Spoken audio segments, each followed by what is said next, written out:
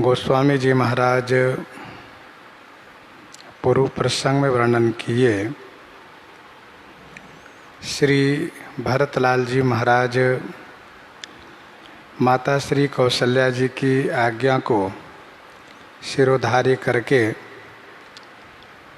रथ पर सवार हुए और चलना प्रारंभ किए। प्रथम रात तमसा नदी के तट पर निवास किए। दूसरी रात गोमती नदी के तीर पर निवास किए।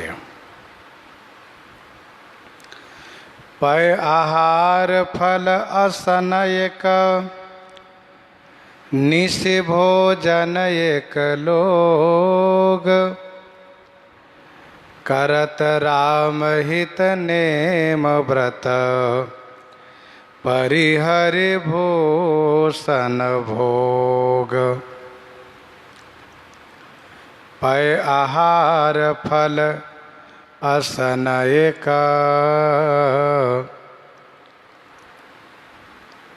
पय आहार अर्थात दूध का आहार लेना, दूध लेते हैं। फल असन का अर्थ हुआ फल का भोजन करना। असन माने भोजन करना अर्थात फल लेते हैं।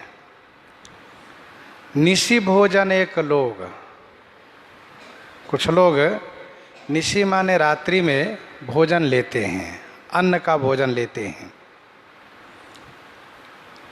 भूषण भोग को परिहरि माने त्याग करके श्री राम हिता, श्री राम की प्राप्ति के लिए, श्री राम के वास्ते नियम और व्रत कर रहे हैं।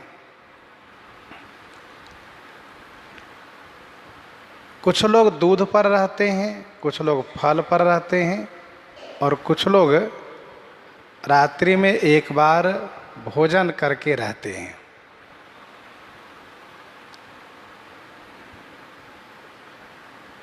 इसका एक भाव यह भी है कि चाहे दूध लेते हो, चाहे फल लेते हो, चाहे भोजन लेते हो, जिनको जिस प्रकार से सहने की क्षमता है, जो दूध पर रह सकते हैं, जो फल पर रह सकते हैं और जो बिना आहार के एक बार बिना भोजन किए नहीं रह सकते, तो ऐसे जिनको सहने की जितनी क्षमता है उसी प्रकार से लेते हैं आहार के रूप में। परंतु सब कोई रात्रि में ही आहार लेते हैं।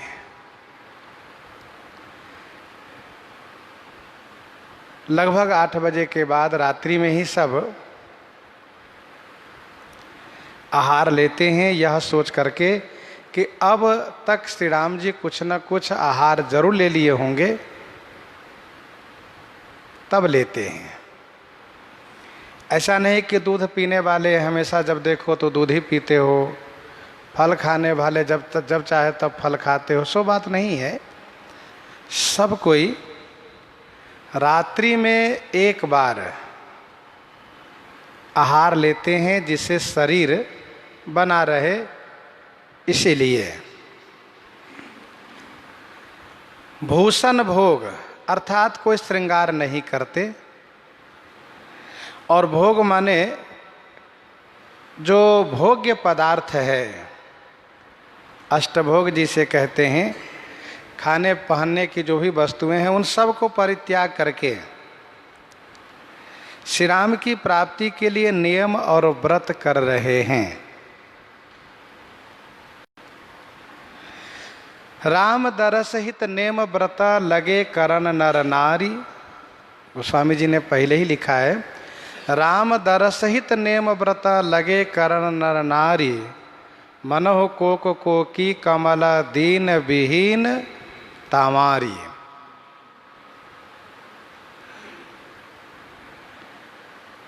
सभी लोग पुण्य कर्म में प्रवृत्त हो गए हैं, पुण्य कर्म करते हैं। क्यों? यह सोच करके कि सब कर आज सुकृत फल बीता, भयउ कराल काल विपरीता,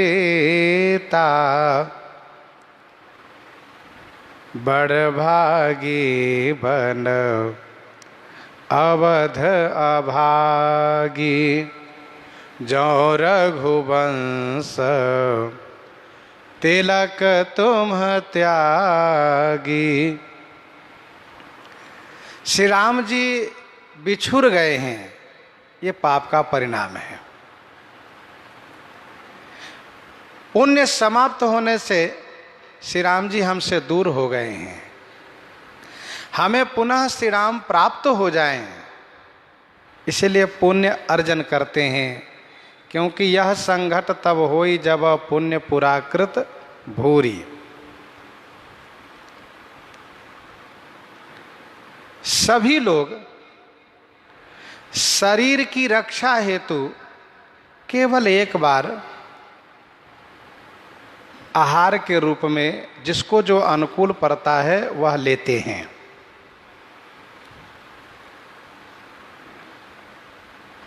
शरीर यदि नष्ट हो जाएगा और श्री रघुनाथ जी सुनेंगे तो उनको बहुत कष्ट होगा, तो मेरे कारण श्री रघुनाथ जी को कष्ट न होवे, इसीलिए अवधि आस सब राखहि प्राणा, अवधि आस सब राखहि प्राणा, अर्थात सब कोई श्री राम जी के लिए जीते हैं, न कि अपने लिए।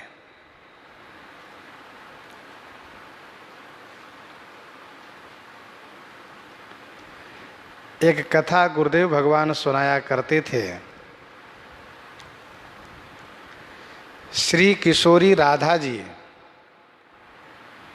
एक ब्राह्मण से अपने प्रियतम प्राणनाथ श्री कृष्ण द्वारिकाधीश के समाचार पा करके आनंदित होती हैं, परंतु जब यह सुनती हैं कि मेरे विरह में मेरे प्राणनाथ भी दुखी रहा करते हैं, तो श्री राधा जी श्री कात्यायनी जी की पूजा करती हैं और उनसे मांग करती हैं कि देवी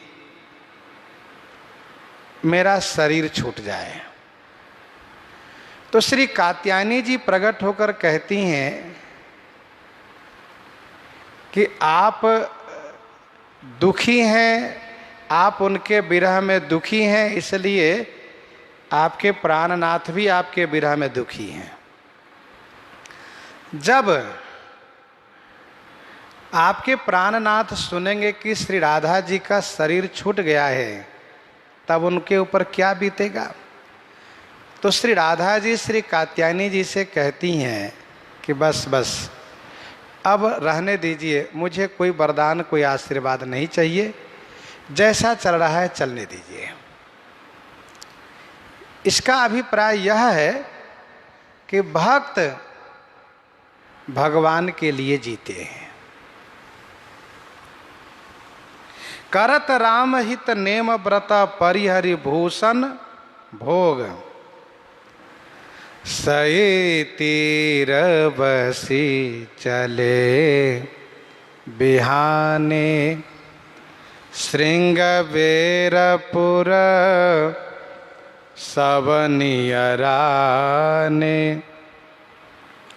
सई तीर बसी चले बिहाने। तीसरी रात सई नदी के तीर पर निवास करके बिहाने माने प्रातःकाल चल दिए और श्रृंग बेरपुर सब नियराने। चौथे दिन, तीसरी रात के बाद चौथे दिन श्रृंग बेरपुर सब नियराने, नियराने माने निकट में आ गए। चौथे दिन श्री भरतलाल जी श्रृंगबेरपुर के नियर माने निकट में पहुंच गए, श्रृंगबेरपुर के निकट में आ गए। प्रश्न ये उठता है कि श्री राघवेंद्र सरकार दूसरे दिन ही श्रृंगबेरपुर पहुंच जाते हैं और श्री भरतलाल जी चौथे दिन पहुंचे हैं, इसका क्या कारण है? तो इसका समाधान यह है कि श्री रघुनाथ जी श्री रघुनाथ जी तमसा तट से श्री सुमंत्र जी के साथ रातों रात रथ पर आरूढ़ होकर के बहुत तेजी से रथ भगाते हुए श्रृंगबेरपुर गंगा जी के तट पर पहुंच गए। परंतु श्री भरतलाल जी के साथ में बहुत बड़ा समाज है और श्री भरतलाल जी सभी को देख रेख रखते हुए, सबको देखभाल करते हुए चल रहे हैं।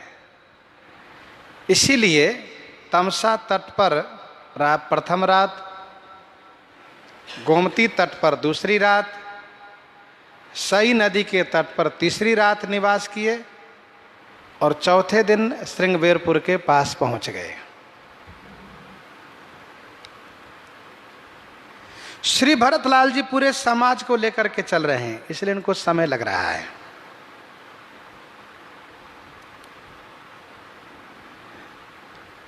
यहां पर गोस्वामी जी महाराज श्री भरतलाल जी के चलने में अपनी लेखनी के द्वारा जल्दीबाजी कर रहे हैं। कहिए कैसे? तो तमसा प्रथम दिवस करी बासु, दूसर गोमती तीर निवासु, सई तीर बसी। यहां पर पूर्ण क्रिया दी गई है, सई तीर बसी, यहां पर पूर्ण क्रिया है। तमसा तट, गोमती तट पर निवास करने में अपूर्ण क्रिया है। कहने का भाव यह है कि बहुत स्थिरता से तमसा तट व गोमती तट पर निवास नहीं किए हैं, पहुंचने में भी देरी हुई है और जल्दी चल भी दिए हैं इन दोनों स्थान से। सई नदी के तीर पर ठीक से विश्राम किए हैं और यहाँ पर पूर्ण क्रिया है, सई तीर बसी चले बिहाने। तो गोस्वामी जी अपनी लेखनी में भी जल्दीबाजी दिखा रहे हैं कि श्री भरतलाल जी किस प्रकार से जल्दी जल्दी चल रहे हैं। समाचार सब सुने निषादा, हृदय विचार करे सवे सादा। समाचार सब सुने निषादा, निषादा सब समाचार सुने, सविषादा हृदय विचार करई। निषाद राज गुह ने सब समाचार सुन लिया। यद्यपि इनकी राजधानी छोटी है, इनका राज्य छोटा है, परंतु अपने राज्य की रक्षा में, राज्य की सीमा में कौन किधर से प्रवेश कर रहे हैं, यह इनको जल्दी में तुरंत सूचना मिलती है। जल्दी में तुरंत सूचना मिलती है। यह राजा की सावधानी है, यह राजा निषाद राज की सावधानी है कि अपने राज्य की खबर पल पल की रखते हो। और राजा को इस प्रकार से सावधान होना भी चाहिए, पूर्ण रूप से निश्चिंत नहीं रहना चाहिए। जैसा कि शूर्पणखा ने फटकार लगाते हुए रावण से कहा, देश कोश कई सूरती विसारी, वह बातें नहीं होनी चाहिए। देश में, मेरे राज्य में कहाँ क्या हो रहा है जानकारी होनी चाहिए। तो निषाद ने सब समाचार सुना कि श्री कैकेयी नंदन श्री भरत ससैन्य श्रृंगबेरपुर में प्रवेश कर रहे हैं। तुरंत निषाद राज विषादग्रस्त हो गए, सोचने लगे कि क्या बात है। हृदय विचार करे सविषादा।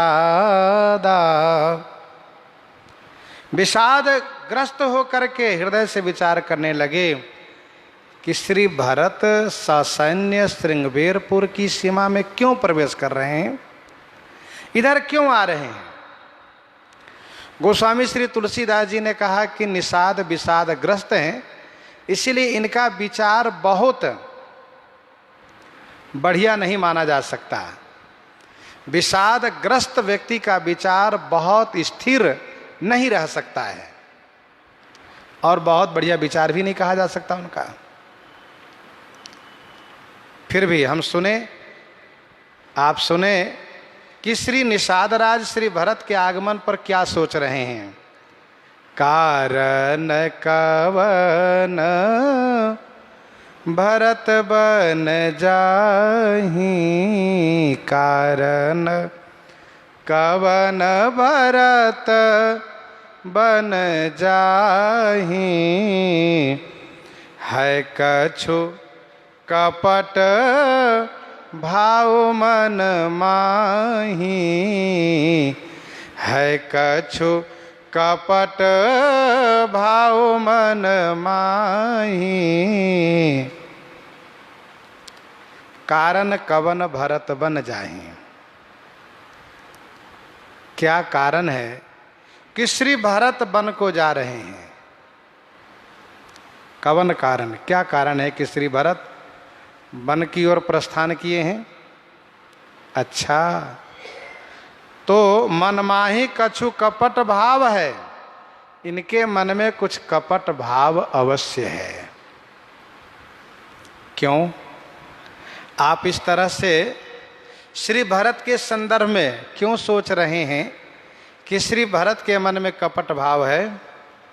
तो निषाद राज कहते हैं हम इसलिए सोच रहे हैं कि जो पै जिए न होत कोट लाए, जो पै जिए न होत कोट लाए, तो कतले न संग कटकाए। जो यदि पै माने निश्चय ही, जिए माने हृदय में कुटिल भाव नहीं होता, श्री भरत के मन में कुटिलता नहीं होती, तो कतली न संग कटकाई। तो माने तो संग कटकाई कतलिन्ह, संग में कटकाई माने सेना क्यों लिए हैं।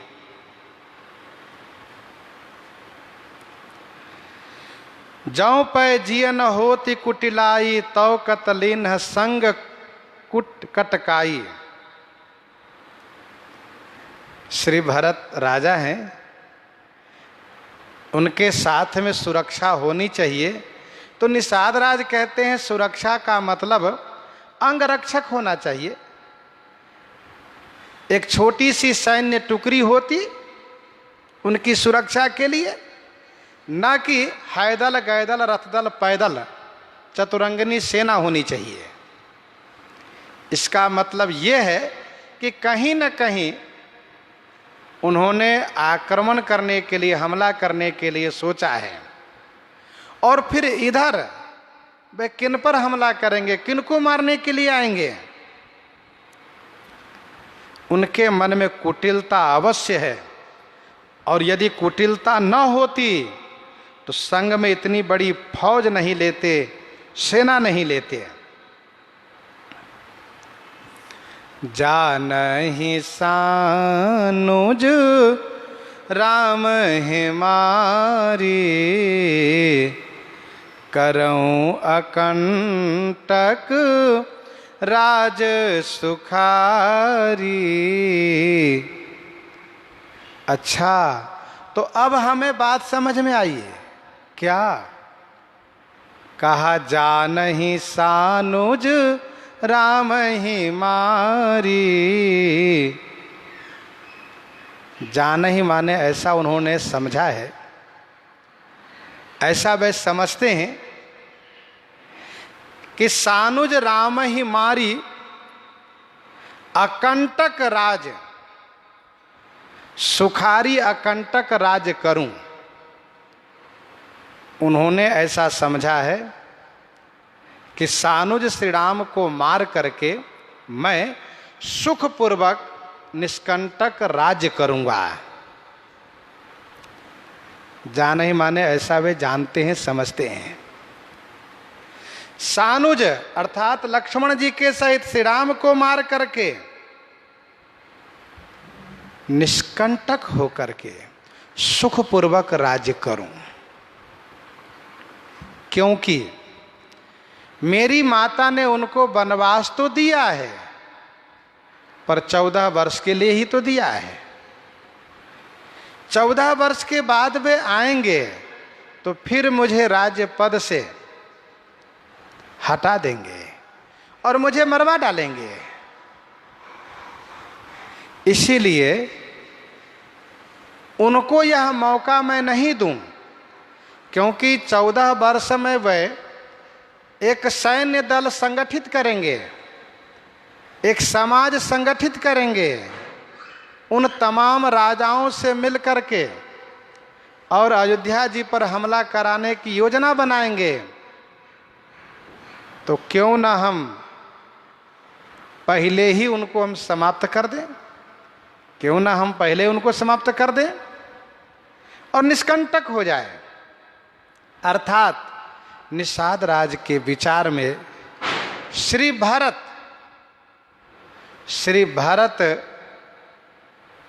विचार कर रहे हैं कि मेरे राज्य में श्री राम कांटा के समान है, और कांटा जब चुभता है तो हमेशा मन में खटकता रहता है कि देखो कांटा लगा है, कांटा लगा है। जब तक निकाल ना दो तब तक मन में खटका बना रहता है। तो श्री भरत के लिए श्री राम कांटा है।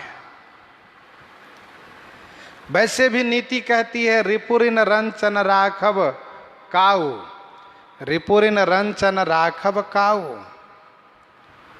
इसीलिए निष्कंटक होकर के सुखपूर्वक राज्य करने की दृष्टि से श्री राम लक्ष्मण को मारने के लिए चले हैं, ऐसा मुझे समझ में आ रहा है।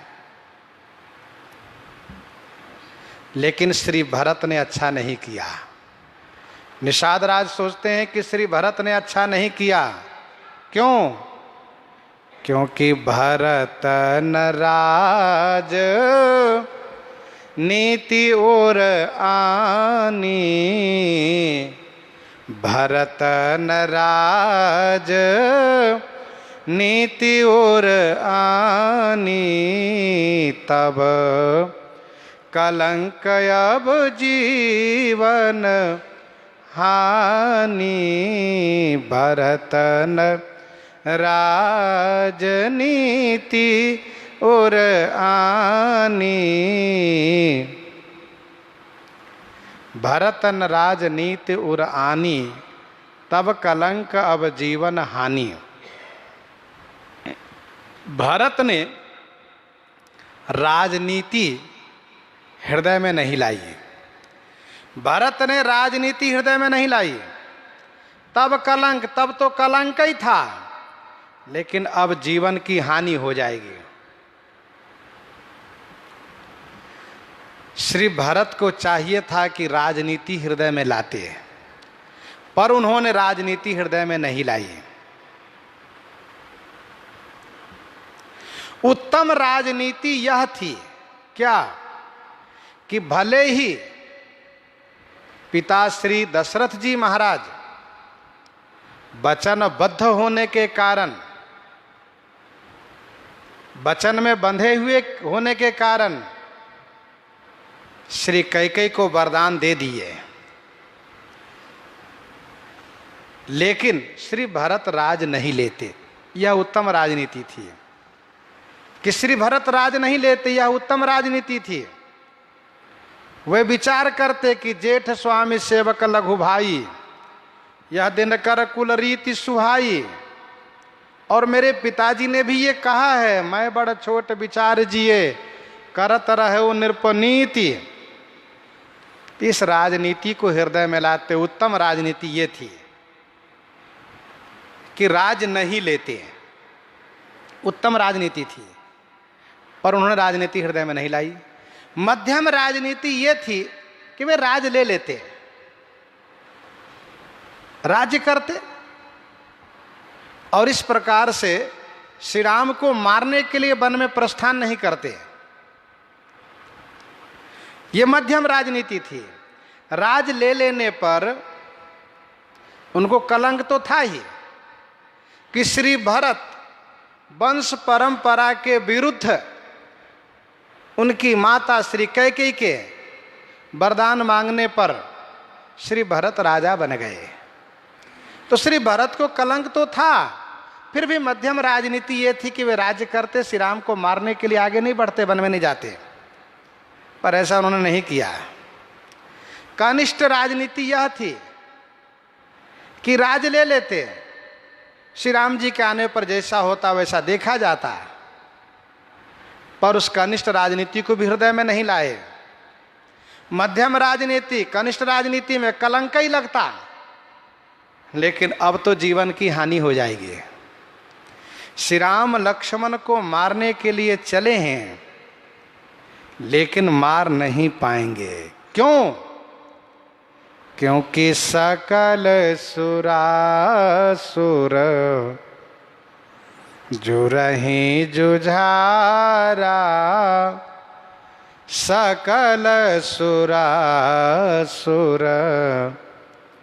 जुरहि जुझारा, राम ही समर न जीत निहारा, सकल सुरासुर जुरहि जुझारा। सकल सुरासुर जुरहि जुझारा, सकल सुरासुर जुझारा जुरहि, परंतु राम ही समर न जीत निहारा। सकल माने सभी, सुर असुर, जुझारा माने वीर बांका, वीर बांकुरा, युद्ध में लड़ने वाला, लड़ाकू, जूझने वाले। जुरहि माने एकत्र हो जाएं। फिर भी श्री राम को युद्ध में कोई जीत नहीं सकता, यह निषाद राज को सुदृढ़ विश्वास है। राम ही समरन जीत निहारा।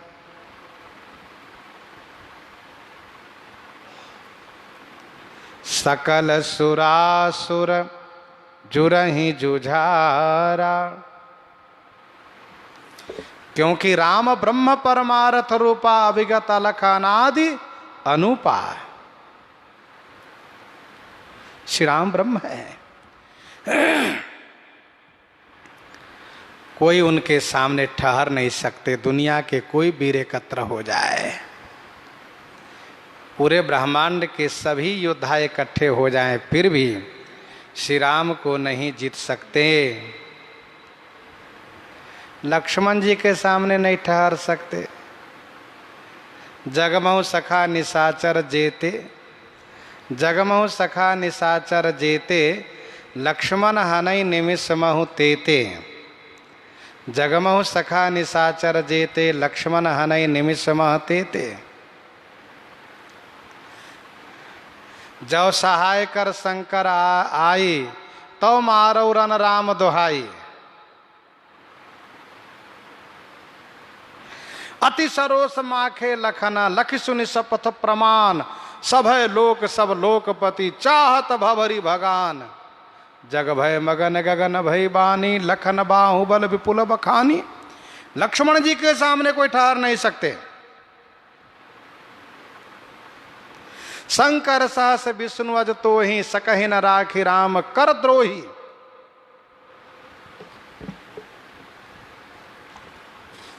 शंकर सहस विष्णु अज तो ही सकहि न राखी राम कर द्रोही। कोई नहीं बचा सकते, अर्थात श्री राम जी के सामने कोई ठहर नहीं सकते।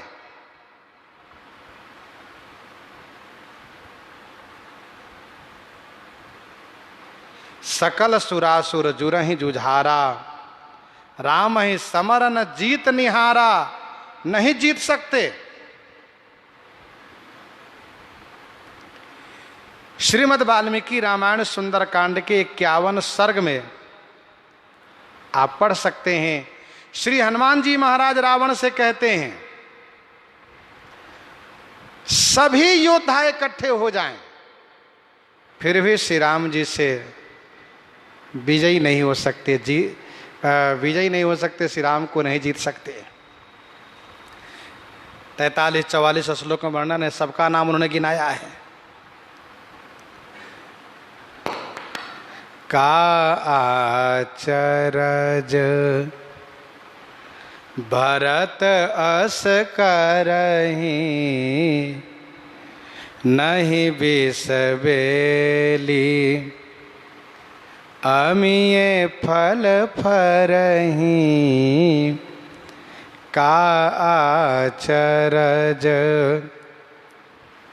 भरत अस करहि।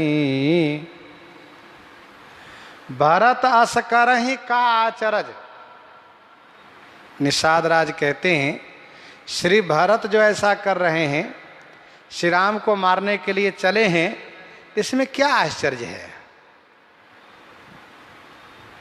नहीं बिसबेली अमिये फल फरहि।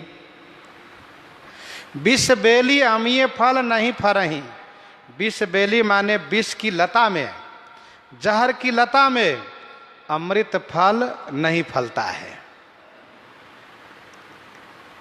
का आचरज भरत अस करहि नहीं बिसबेली अमिये फल फरहि। भरत ने ऐसा किया तो क्या आश्चर्य किया, आखिर कैकेयी का ही बेटा तो है। जहर की लता में कभी अमृत फल नहीं फलता है, मतलब श्री कैकेयी विष बेली हैं तो श्री भरत भी विष फल ही होना चाहिए, अमृत फल कैसे हो सकते, ऐसा निषाद ने कहा। नहीं विष बेली अमिये फल फरहि। और गोस्वामी जी पहले कह चुके हैं कि हृदय विचार करें सभी साधा। विषादग्रस्त हैं, इसलिए इस प्रकार से सोच रहे हैं। अस विचारी गुह ज्ञाति सन कहेउ सजग सब हो। हथवासहु बोरहु तरनी कीजिए घाटा रोह। अस विचारी गुह ज्ञाति सन। ऐसा विचार करके निषाद राज गुह ने ज्ञाति सन, ज्ञाति माने जाति बिरादरी वालों से कहा सब सजग हो, सब सावधान हो जाओ भैया। निषाद राज के मन में एक बात आ गई कि श्री राम जी से तो नहीं जीत पाएंगे, यह तो सत्य है, लेकिन हम किस दिन काम आएंगे। हम ही इनको गंगा पार नहीं होने देंगे, पहले हम लोगों को मारें तब आगे बढ़ें। जीते जी हम इन्हें गंगा जी के उस पार जाने नहीं देंगे। और ऐसा विचार करके कि हम इन्हें गंगा पार नहीं होने देंगे, अपनी राजधानी से पार नहीं करने देंगे, ये इनका श्री राम प्रेम है। जब श्रृंगवेरपुर पार करेंगे तभी तो श्री राम के पास पहुंचेंगे, श्रृंगवेरपुर पार नहीं करने देंगे, ऐसा विचार करके। और यह भी विचार करके कि श्री भरत निश्चय ही श्री राम को मारने जा रहे हैं, तो हम उनके पास पहुंचने नहीं देंगे, ऐसा विचार करके निषाद राज गुह ने अपनी जाति बिरादरी वालों से कहा, भैया सब लोग सावधान हो जाओ, सुनो, हथ बासहु बोरहु तरनी। हथ बासहु माने पतवार, हथ बासहु माने पतवार, डांडा, बांस जिससे नौका चलाया जाता है।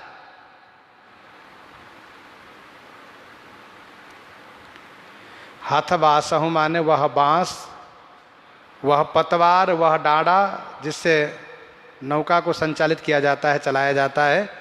कहा हथ बासहु, और तरनी माने नौका को, बोरहु माने डुबो दो, डुबा दो, और कीजिए घाटारोह, घाटारोह कीजिए। घाटा माने घाट को, रोह माने अवरोध कर दो, अर्थात घाट को रोक दो। सुनो, नौका बांस सब डुबा दो और आगे हम जैसा कहते हैं वैसा करने को तैयार हो जाओ।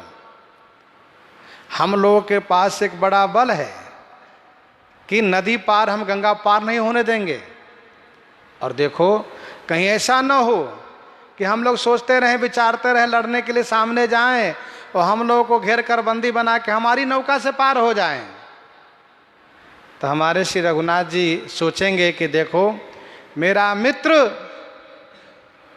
इनको इस पार आने कैसे दिया, इसीलिए हम नौका और पतवार को डुबा देते हैं, घाट को अवरोध कर देते हैं, घाटारोह माने घाट को रोक देते हैं। और हो संजोइल रोकहु घाटा, ठाटहु सकल मरई को ठाटा। हो संजोइल रोकहु घाटा, ठाटहु सकल मरई कई ठाटा। संजोइल माने युद्ध के सामान से सुसज्जित हो जाओ। संजोइल माने युद्ध के सामग्री से सुसज्जित हो जाओ। घाटा रोको माने घाट रोक दो। और सुनो, श्री भरत से जीत पाना मुश्किल है। हम तो ये कहते हैं कि सकल मरई के ठाटा ठाट हूं। हम सभी मरने का ठाटा माने साज, ठाटा माने सज लेते हैं, अर्थात हम सभी लोग मरने का साज सामान बंधान सज लेते हैं। क्योंकि कहाँ अयोध्या की सेना, कहाँ श्री चक्रवर्ती महाराज अवधेश जी की सेना, जिस सेना के साथ श्री भरत आ रहे हैं, और कहाँ हम श्रृंगवेरपुर के रहने वाले। छोटा राज्य, छोटी राजधानी, छोटी सेना, छोटा अस्त्र शस्त्र। हम लोग युक्ति से चाहे भले ही विजयी हो सके, सामने लड़ करके विजयी होना तो मुश्किल है, परंतु हम सब जीते जी पार नहीं होने देंगे। हम सभी मरने को तैयार हो जाएं। सन्मुख लोह भरत सन लेऊं, जियत न सुर सरी उतर न देऊं। सनमुख लोह भरत सन लेऊं, जियत न सुर सरी उतरन देऊं। भरत सन, सन्मुख लोह लेऊं। भरत सन माने श्री भरतलाल जी से सन्मुख सामने हो करके लोह लेऊं माने लोहा लूंगा। लोह लेऊं माने युद्ध करूंगा। लोहा लेने का मतलब युद्ध करना। भारत से सन्मुख हो करके लोह लेऊं माने युद्ध करूंगा, लोहा लूंगा, सामना करूंगा। जियत न सुर सरी उतरन देऊं। इतना प्रेम श्री राम में निषाद राज का है। हम जीते जी भारत को गंगा पार तो नहीं होने देंगे। हमारी लाश पर होकर के भले ही गंगा पार कर ले जाएं, ऐसे नहीं होने देंगे। मित्रों, यह मरना भी उत्तम है, ऐसी मृत्यु भी सौभाग्य से मिलती है। समर मरन पुनि सुरसरि तेरा, राम काज छन भंग शरीरा। समर मरन पुनि सुरसरि तेरा, राम काज छन भंग शरीरा। समर मरण, समर माने युद्ध में मरण, युद्ध में मरना, पहली बात। दूसरी बात, सुरसरी तीरा, गंगा जी के तीर पर, गंगा जी के घाट पर मरना। तीसरी बात, राम काज में मरना। भैया, शरीरा क्षण भंगु, ये शरीर क्षण भंगुर है, किसी भी क्षण शरीर नष्ट हो सकता है। समर मरन, युद्ध में मरने वाले को उत्तम गति प्राप्त होती है। गीता जी के दूसरे अध्याय के 37वां श्लोक में भगवान श्री कृष्ण कहते हैं, हतो वा प्राप्स्यसि स्वर्गम जित्वा वा भोक्ष्यसे महिम। विजयी हुए तो भी लाभ, मर गए तो भी लाभ, इसलिए युद्ध करो। समर मरण, ये वीरों के लिए गौरव की बात होती है कि युद्ध में वीर गति को प्राप्त हुआ, सामने लड़ता हुआ मरा है। उसको लोग स्मरण करते हैं, याद करते हैं।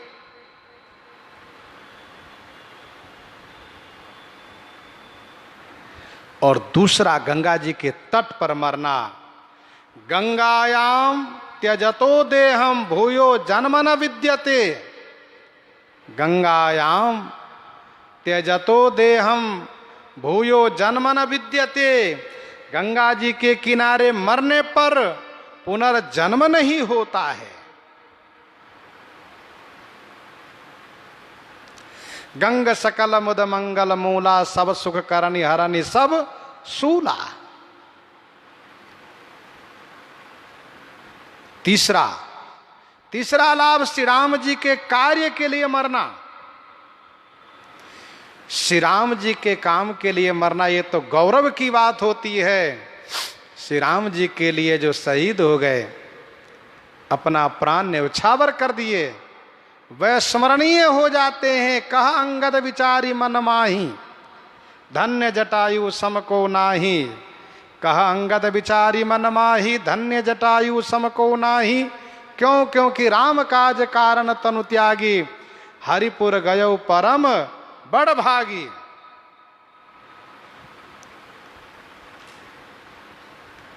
दुआवली 224 में गोस्वामी जी ने लिखा, मुए मरत मरी हैं सकला, घड़ी पहर के बीच मुए मरत मरी हैं सकला घरी पहर के बीच, लही न काहू आज लो गिद्धराज से मीच।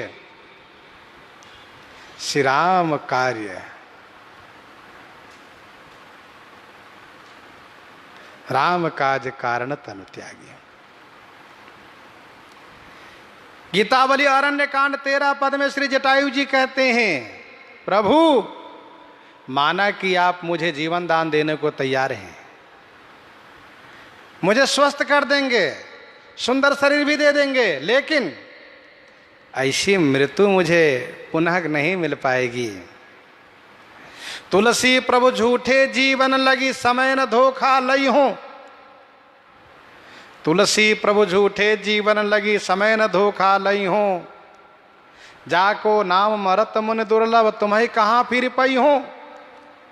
इसलिए ऐसी मृत्यु मुझे पुनः नहीं प्राप्त हो पाएगी। श्री राम कार्य में मरने वालों के लिए ठाकुर जी कहते ये हमारे हैं। सुनो सुरपति कपि भालू हमारे,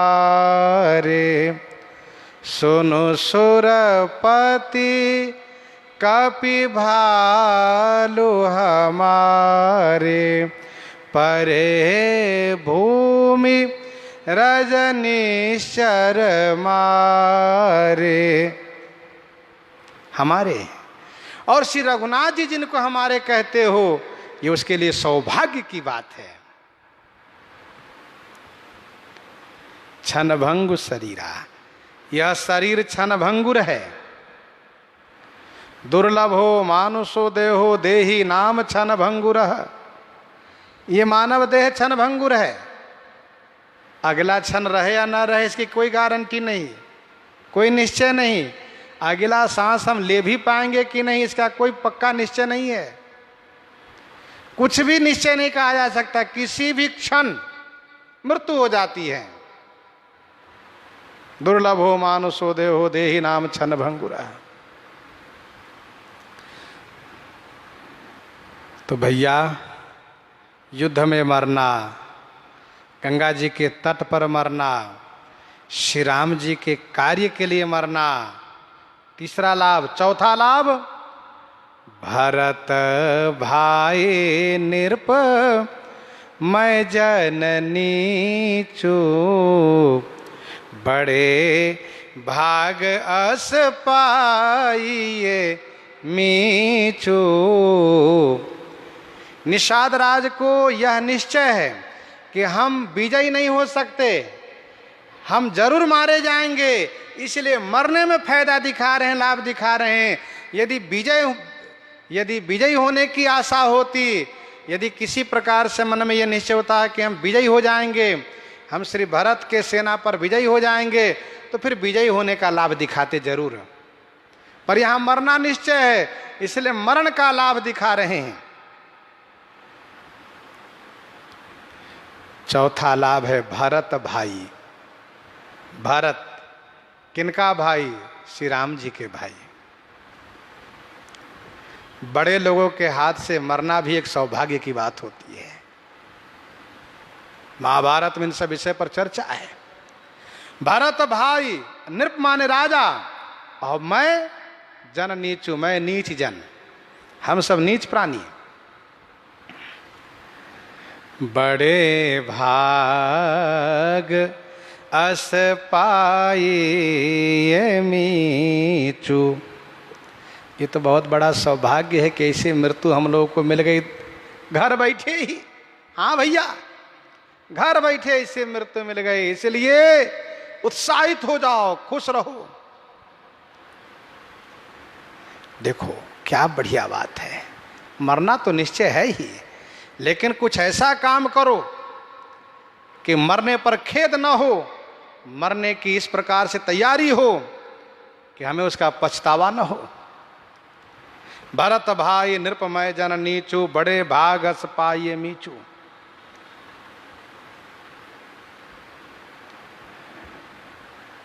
श्री लक्ष्मण जी को शक्ति लगती है। रावण कालनेमी के पास जाता है, कहता है कालनेमी सुनो, हमारे ही नगर के वैद्य सुखेन के कहने पर वह वानर कौन जो प्रथम बार आया था, जिसने लंका जलाई थी, और वह वानर संजीवनी लेने के लिए प्रस्थान कर चुका है। तुम जाओ और जाकर के उनका रास्ता रोको, रात्रि भर किसी तरह से उलझा करके उसे रखो, सुबह होने के बाद फिर तो हमारी जीत हो ही जाएगी। सूर्य उदय होते ही उसकी मृत्यु हो जाएगी लक्ष्मण की, हम विजयी हो जाएंगे, एक शत्रु तो मारे जाएंगे। रावण ने इस प्रकार से कालनेमी से कहा था। कालनेमी उनको समझाना शुरू कर दिया। कालनेमी ने समझाना शुरू किया तो रावण ने कहा, सुनो मेरे पास ज्यादा समय नहीं है, एक बात बताओ, तुम काम करते हो या नहीं? हाँ या ना का जवाब मुझे चाहिए। और तुम जान रहे हो हाँ और ना के जवाब में क्या तुम्हें मिलेगा सो। तो गोस्वामी जी कहते हैं, कालनेमी ने सोचा इस नीच के हाथ से मरने से अच्छा रामदूत कर मरऊ बरु या खल रत मल भार, सुनि दस कंठ रिसानयति तेहि मन कीन विचार। कहने का भाव यह है, निषाद राज ने एक समाधान ये भी निकाला कि आखिर श्री राम के भाई से, श्री राम के भाई के हाथ से मारे गए निषाद राज, ये तो सौभाग्य की बात होगी। भारत भाई, नृप माने राजा, अयोध्या के राजा, और हम तो नीच प्राणी हैं।